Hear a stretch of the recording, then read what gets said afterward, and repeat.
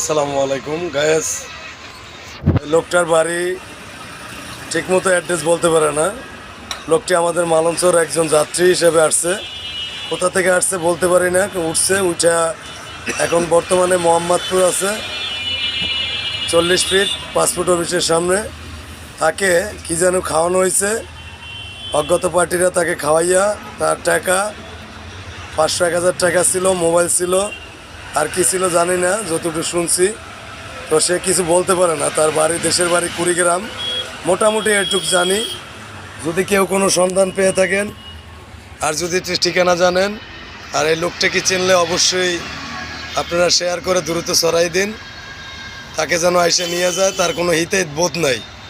সে খাবার টাবার কিছু কথা বলতে পারে না এবং কি কিছু খাইতেও পারে না। সে এখন আছে পাসপোর্ট 40 ফিটে।